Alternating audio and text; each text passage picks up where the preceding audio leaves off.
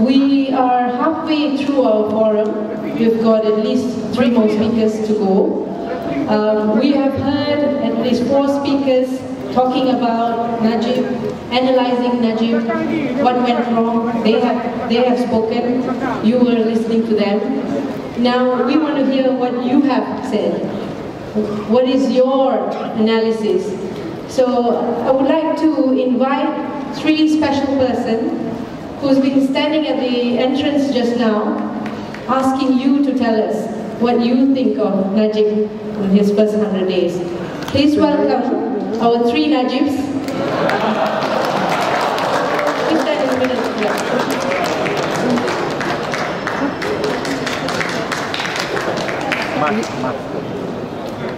Obviously, Najib is very popular. I'm sure he has got some fans. As you can see, there are some white dots, white spots on the card that says satisfied. Perhaps he's satisfied with some of the announcement of the key performance index that he has recently announced.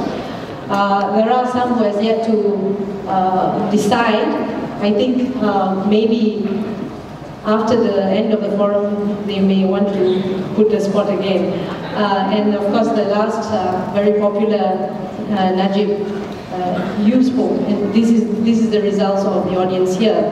It may be what you can say a sampling of what's out there. So with that kind of results, maybe we can all just go back, right? No, I'm afraid not yet. First we have to collect the donations and continue hearing the next speaker. So, thank you very much, Najibs.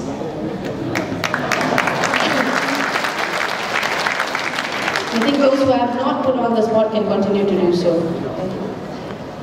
I would also like to announce that our last speaker, Dr. Sri Anwar, will be on his way.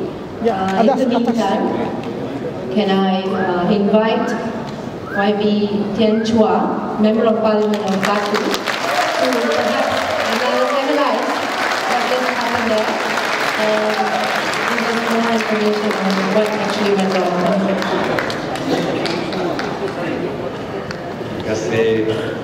Thank you, Mr. Ifa, the moderator and the chairperson tonight. All my good friends, panelists, and all friends that come all the way to come listen to our talk tonight. A very good evening. Salam Perjuangan, Raja Wan Sang Hao. I would like to congratulate, first of all of you being here, despite the traffic jam outside. I heard the whole Kuala Lumpur, people are suffering tonight. I think the government trying to make them curse Pakatan Rakyat for causing the traffic jam. But we wonder, is this because of the KPI of Najib? Trying to make the traffic really, really thorough and then say now we improve it overnight. When Pakatan stop exists, stop calling for demonstration, then traffic go very smooth. That could be one of the plots. But I would always wonder, why traffic jam always associated with Anwar Ibrahim? I hope he can come tonight because not caught in the traffic jam. The government really is a very powerful government. And it is not just Najib. I still remember, I think this is the first in the world.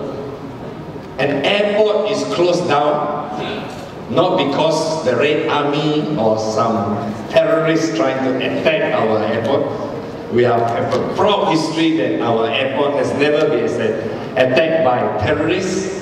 But the entire KIRA got shut down because Anwar Ibrahim is coming back from overseas.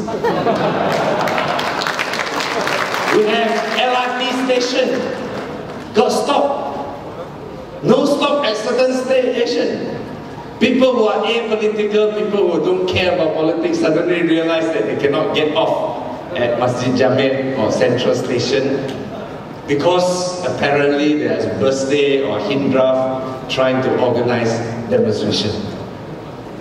So lately we have the whole kopitiam being ordered. You cannot open because there are a group of NGO trying to have workshops, trying to discuss about perak in our old town kopitiam. So we see the government, if they want to be very efficient, they can really do it. Yeah, it's just a selective, not only selective persecution, selective effectiveness. So when we see all these things, we realize that whether it's Najib or Abdullah Badawi or our Prime Minister before, they have a very interesting mindset. They don't understand how to distinguish what is the interest of a party, a ruling party, and the interest of the government. When Nick Aziz said, we want to cooperate with the federal government to develop Kelantan, they say, haha, you want to have UMNO PAS cooperation. Nick Aziz, they think he's an old man, studying only Sharia law, doesn't know anything except for the Quran. He doesn't understand. I think Nick Aziz understands the concept of constitution, modern political nation-state structure better than our Prime Minister or the previous Prime Minister.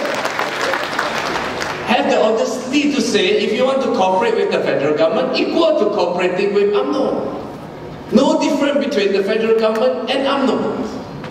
And that's why we see, until now, despite all the talks about KPI, despite all the talks about various modern indicators to show that we have advanced, the government still cannot distinguish what is different between the party and the government.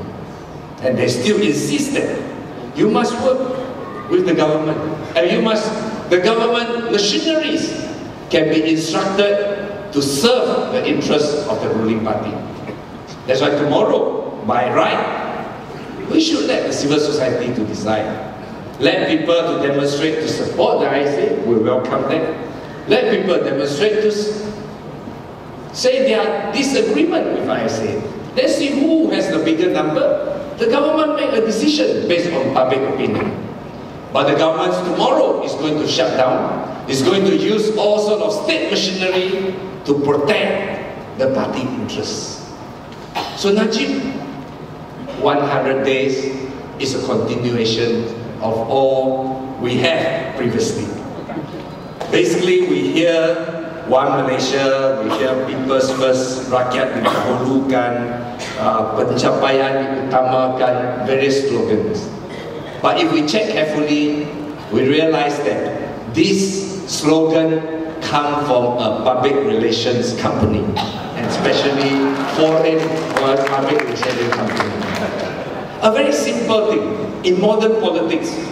If you want to change the people, you want to get the people's support, the ruling party must first not seek a PR company. What to do? First go back to the General Assembly of your own party, get the endorsement about what you actually want to introduce to the public, then you get your public relation company to publicize. Najib went straight to the public relation company, asked them to devise all sorts of slogans, and in fact those slogans are chiplak one, those that has been recycled, copying from other country or copying from DAP, whatever it is, they reuse it and trying to fool the people. Ultimately, it didn't go back to the assembly, to the decision making of the party. That's why we can see, last time we had Prime Minister who talked about wawasan 2020. Then you have the Prime Minister who talked about work with me, not work for me. At the end, really nobody worked for him. And that's why our efficiency really down. And the only one who worked with him is only his son-in-law. So that's the slogan. Now today we hear again sloganizing, we have all these things about, finally, we still have to ask, how are these going to be implemented? We can have very simplistic indicator. Crime rate, street crime rate can be dropped by 20%.